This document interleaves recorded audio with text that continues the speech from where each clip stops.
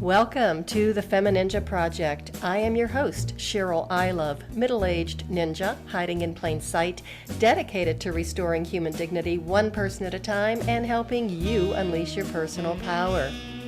Discover that it's possible to look like a woman, act like a lady, move like a ninja, and think like a warrior.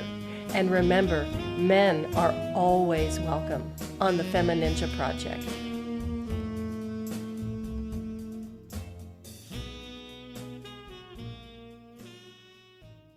Hello and welcome back to another episode of the FemiNinja Project, and thank you so much for tuning in.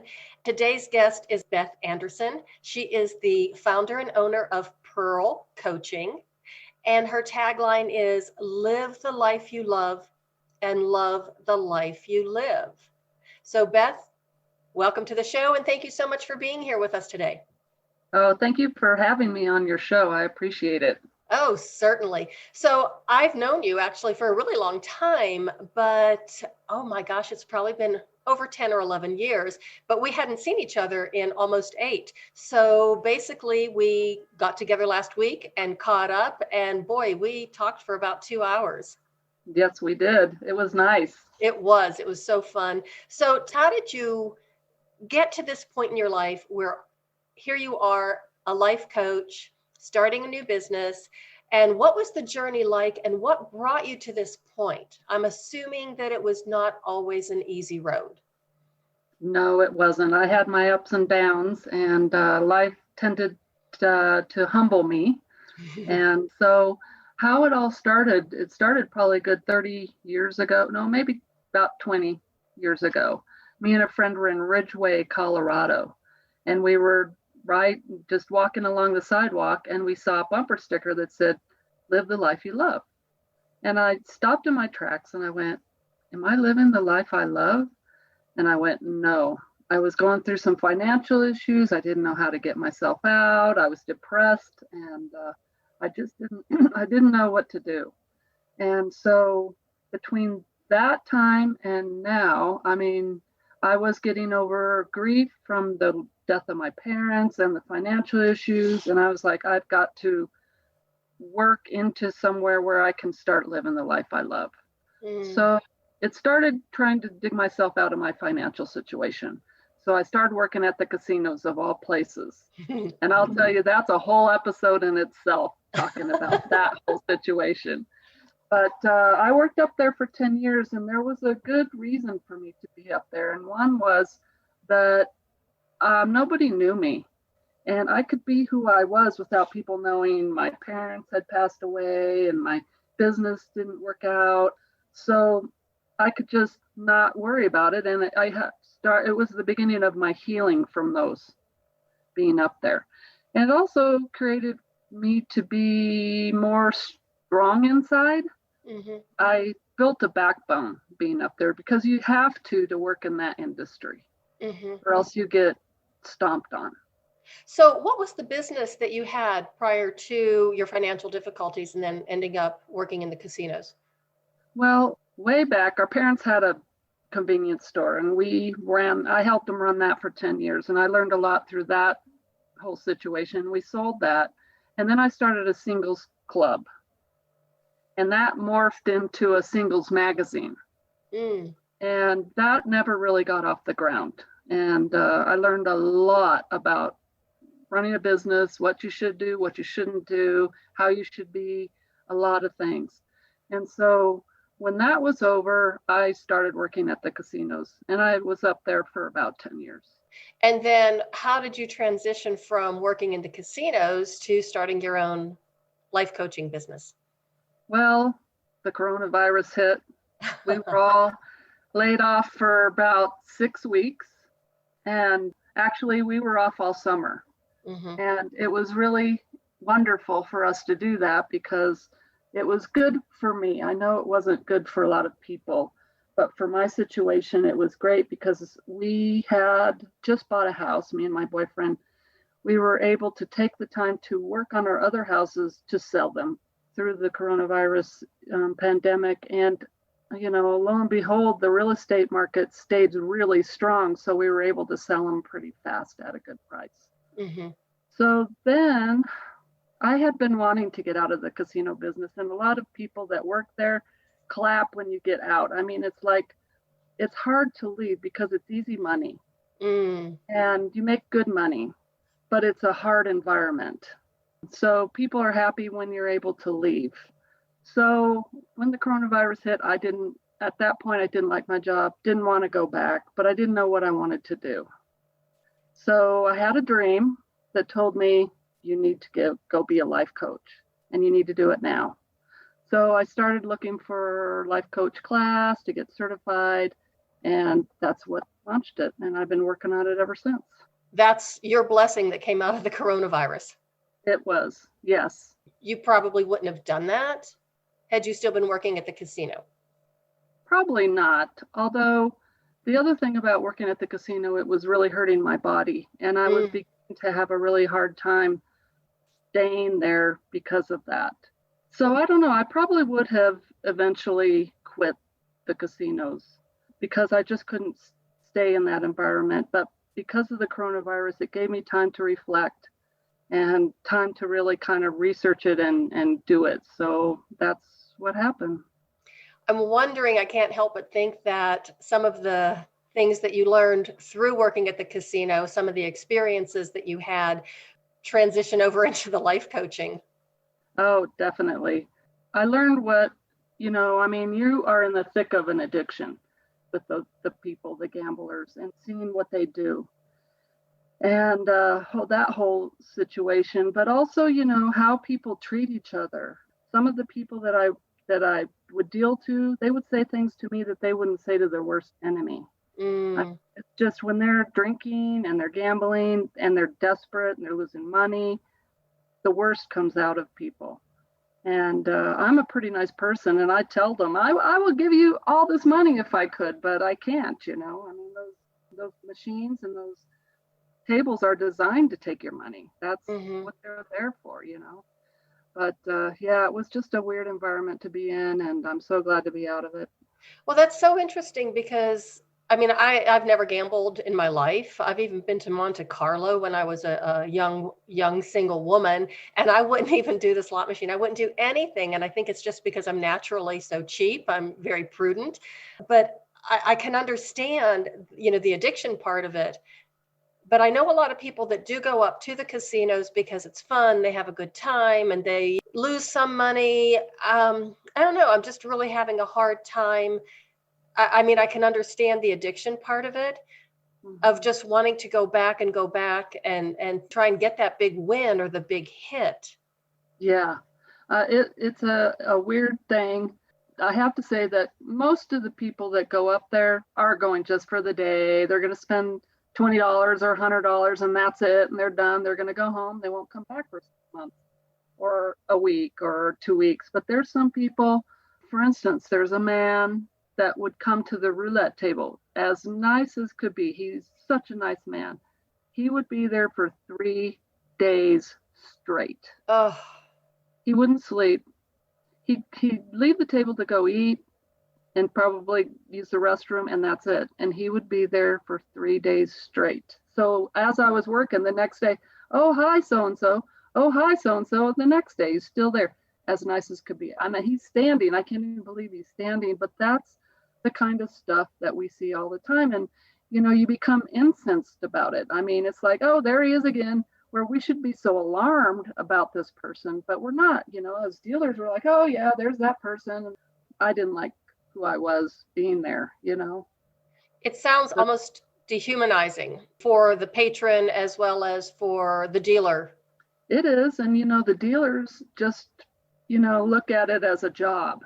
They're not looking, most of them, you can't go in and function in your life and worry about all of these people because you're worried about trying to make money. We work on tips. We're like waitresses. And the people that we give money to, they tip us, and the people that we take their money from, they don't tip us, and then they get angry. So it's just a weird kind of an energy that is created at the casinos.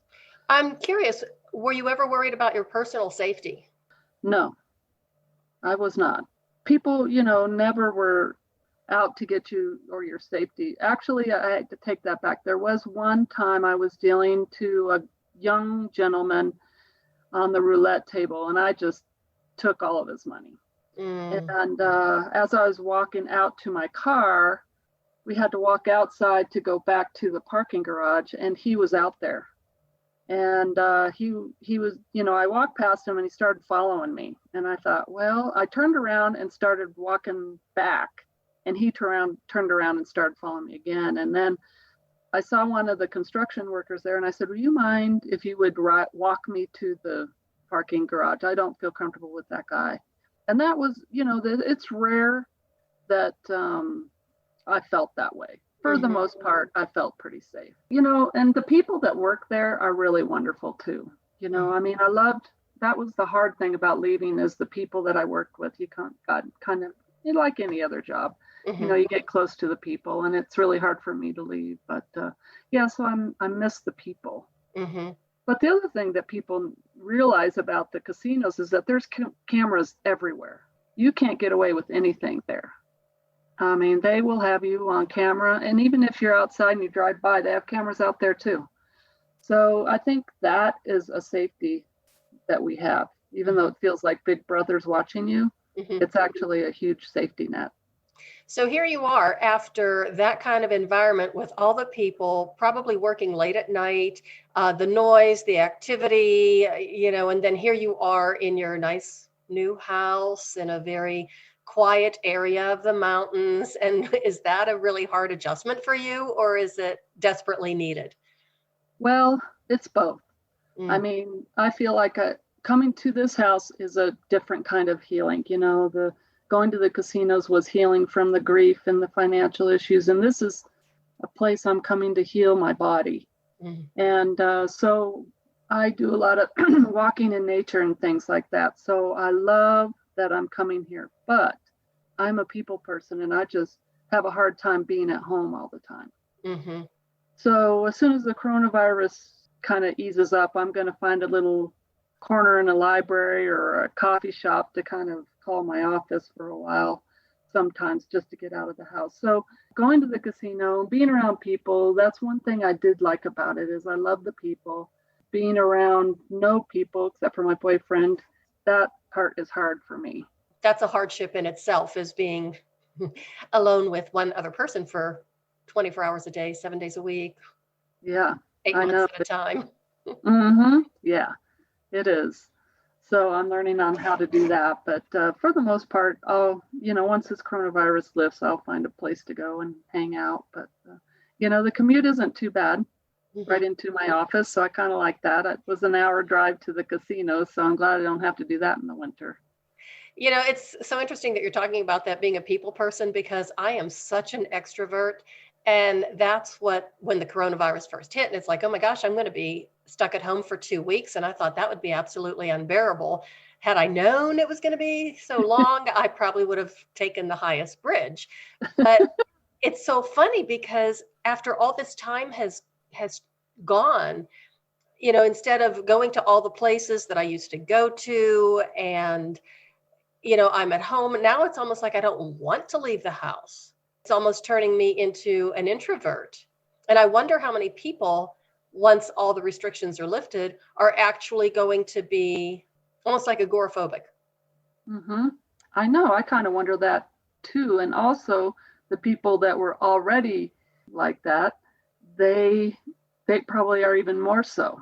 And I mean, I kind of wonder the same thing. I don't know. I think that people are learning to function with less people. And some people like it, some people don't. But I think it will be interesting when all this lifts, what people are going to do. So as far as then launching a new business during this time, I mean, that should present its own set of challenges. How are you dealing with that? I have this philosophy that, and this is what I didn't do with my last business, is that you've got to let a business grow in its own time. You got to put lots of, time and effort into it, but it's going to grow in its own time. And so I'm learning to keep moving forward, keep doing baby steps, but not being tied to the outcome of when this is going to take off. Mm-hmm. I guess that is my challenge, is to just not push it, just to try and move forward. And the other thing that I'm trying to do is really enjoy the process. Really enjoy. I bought this little keychain with a bicycle on it, and it says enjoy the journey. Mm-hmm. And that's really what I'm trying to do, is just to stay in that space of enjoying the journey, learning about myself. When you become a life coach, you end up coaching yourself in your head, and you learn a lot about yourself. Mm-hmm. And I also did hire a coach. Mm-hmm. So that's helped me stay on task, given me action steps to do, different perspectives and things like that. But I guess the biggest challenge is for me being at home is to have office hours, to stay in my office all day, not be distracted. I don't know how people are doing it, but I guess we're all learning how to do that. But that's probably one of my biggest things right now. Mm-hmm. So I don't know if I should bring this up or not, but I know that you also have a book that you've been working on. Do you want to talk about that? Yeah, it's based on my learnings and my story. And I really haven't been working on it at all lately. But it might be a good winter project for me to work on it. Mm-hmm. But I've never written a book, so there's a big, huge learning in that way. I really haven't pursued this situation right now. So let's talk about the winter months. When the snow starts flying and the weather does get really cold, because you are an outdoors person and that's part of the healing process that you have for yourself right now, how are you going to deal with that? Or do you go outside? Do you do winter hiking? Do you do winter activities? I'm going to continue to walk. That seems to be my big thing right now, is to walk. So my boyfriend and I walk around the neighborhood. I have a couple dogs, so we take them walking. So I will continue to do that through the winter. Mm-hmm. I don't do as much hiking because I'm not a big fan of ice. So I don't do ice, but I am also looking into doing like yoga. Mm-hmm. And as you know how great Pilates is, I'm doing Pilates once a week. So just working on trying to move my body every day, trying to lose a little bit of weight so that my body's not carrying as much weight. I also love to snowshoe. So I do that more. One dog loves it when we get out in the snow. So I'm hoping we can do that more. And it's just, winter to me is a time to be inside, do some inside stuff that you've been wanting to do, and just a time of reflection and going inside and thinking about the world and life and how we can make it better and things like that. So what is your greatest hope or desire for 2021? Oh, well, let me think. I guess, I was talking to my brother this morning, and my biggest hope is that we as a people, humanity, can figure out a way to come together and not have so much hate going back and forth for each other. I don't know how that's going to happen, but wow, I just am very uncomfortable about all the hate that's happening right now. Mm-hmm. And I'm hoping that we figure out a way for all of us to come together. I don't want hate to prevail. I want love to prevail. That's an excellent point. And I think that people don't realize how much hate is impacting us, not only as a society, but even as individuals, to our own health and well-being, whether it's, mental health, physical health, emotional, cognitive, and how much it's holding us back and getting in our way and actually tearing ourselves down. So if you can get rid of the hate and just reach out in not even love, but compassion. Yes. I think this would be a much better world. Yes. Compassion, and I think there has to be some understanding. We have to learn to understand where other people are coming from. Because I think if we really had a conversation with people that are in such rage and anger, we could understand where they're coming from. Mm-hmm. But they would have to understand where we're coming from too. It has to go both ways. I mean, we just can't be understanding, but we have to be understood as well. So I don't know how that's going to happen, but hopefully naturally we'll come back together as a humanity and get it all figured out. It's a life skill called communication. Right? Yeah, very true. Yeah, it all comes down to that. Yeah. Hmm. How can people get a hold of you? People can go to my website, pearlcoachingllc.com. Mm-hmm. All the information is on there.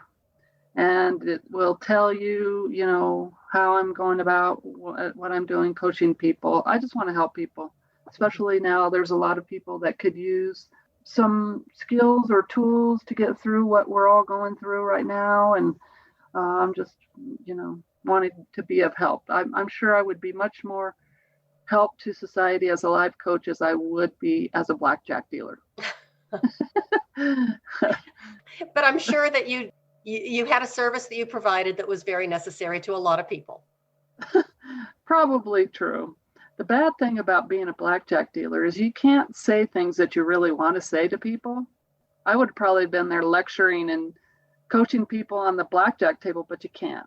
You can't say anything. And that's one of the skills that I've learned being a blackjack dealer is learning how to bite my tongue and not say what I really would like to say to people. Which in itself is another life skill that is important to have. It sure is. Mm-hmm. Okay, is there anything else you would like to leave us with today, Beth? No, but I just want everybody to learn to love each other and get to a place where we can be at peace in our families, in our friends, and in our society. Well, that's pretty powerful. Oh, thanks. Well, thank you so much for being on the show today. I really appreciate it. Oh, I appreciate it. And I'm so happy for all of the good things that you're doing out in the world. That's for sure. Thank you. Thank you. I appreciate that because sometimes it gets a little bit overwhelming. Oh, I know. You're right. We have to stay positive and we have to keep staying out there and putting out the positive vibes. So. Mm-hmm. Okay. Well, thanks a lot, Beth. Thank you so much for being here. And thank you all for listening. I really appreciate it. And remember let's have a little bit more compassion in our lives, not only for other people, but for ourselves as well, and some understanding, because that is how we are going to make this world a better place. And that is the way of the FemiNinja.